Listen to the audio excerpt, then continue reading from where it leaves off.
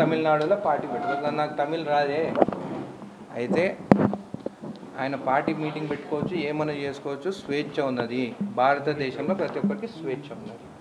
నేను మాట్లాడింది ఒకటే, తెలంగాణ వాళ్ళు మీది నరదిష్టి, మీ కళ్ళ వల్లనే కోనసీమలో చెట్లు చచ్చిపోయినాయి, కొబ్బరి చెట్లు అన్నీ చచ్చిపోయినాయి అని చెప్పడం జరిగింది.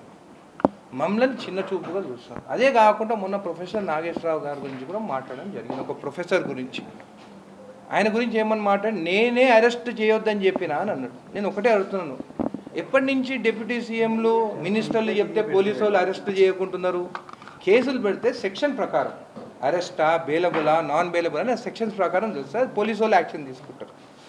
డిప్యూటీ సీఎం ఎవరు చెప్పేదానికి అరెస్ట్ చేయొద్దని నేను చెప్పినా అని? బహుశా ఆంధ్రప్రదేశ్లో డిప్యూటీ సీఎం చెప్పినట్టే పోలీసు వాళ్ళు వింటున్నారేమో.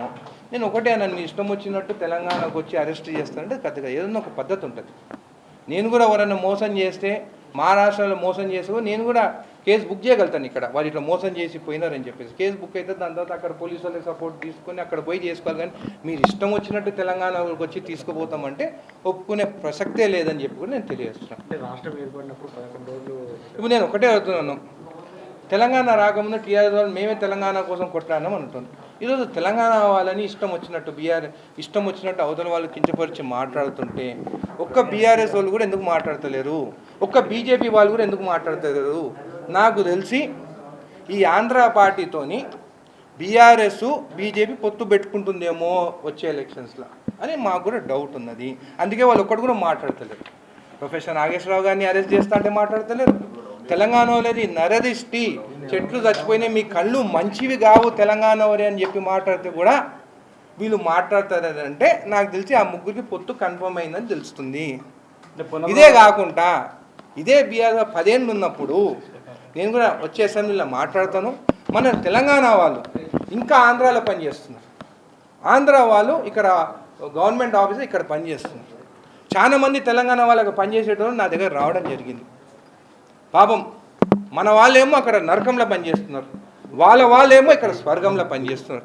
ఖచ్చితంగా మన వాళ్ళని రిటర్న్ తీసుకొచ్చేదానికి సీఎం గారితో మాట్లాడతాను, అసెంబ్లీలో కూడా మాట్లాడతాను. ఆ లిస్టు కూడా నా దగ్గరకు వచ్చింది. కొన్ని డిపార్ట్మెంట్స్ వాళ్ళు ఇక్కడ రావాలంటే కూడా రానిస్తలేదు.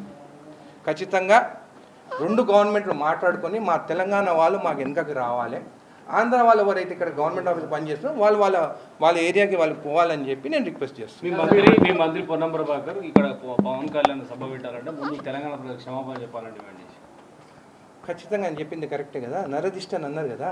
నేను కూడా ఏమంటున్నాను, మీరు చెప్పిన మీ వర్డ్స్ వెనుకకు తీసుకోండి. ఏదో నోరు జారి చెప్పినని మీరు అంటున్నారు కదా, మీ జనసేన వాళ్ళు అంటున్నారు కదా, అవి మీరు రిటర్న్ తీసుకోండి అని చెప్తున్నాను. నేను అది రిటర్న్ తీసుకున్న దానికి అంత బాధ ఏంది నాకు తెలుస్తలేదు. కవిత ఒక స్టేట్మెంట్ ఇచ్చింది, ఆంధ్ర వాళ్ళ విగ్రహాలన్నిటి కూడా పార్సల్ చేసి పంపిస్తాం టీఆర్ఎస్ పార్టీ అధికారంలో. నా గురించి నేను మాట్లాడానండి, సొంత తండ్రి గురించి తప్పు మాట్లాడిన ఆమె గురించి నేను మాట్లాడాను. ఆమె గురించి అడగకండి. ఎన్టీ రామారావు గారు పాలిటిక్స్ కన్నా ముందు ఒక సినీ యాక్టర్, ఒక మంచి యాక్టర్. మన దేవుళ్ళని చూస్తే కృష్ణుని చూసినా కానీ, శ్రీరామచంద్రుని చూసినా కానీ అందరు ఎన్టీ రామారావు ఫోటోనే పెట్టుకుంటారు. సో నేను ఒక పొలిటికల్గా కాకుండా ఒక సినీ యాక్టర్గా నేను ఆయనను చూస్తాను. ఆయనను కూడా ఆయన ఒక మంచి యాక్టరు, మంచి ఆయన.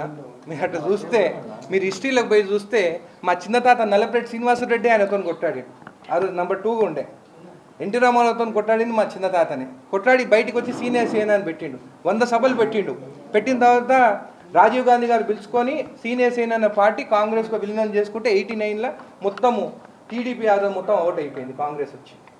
అది మా కుటుంబ చరిత్ర.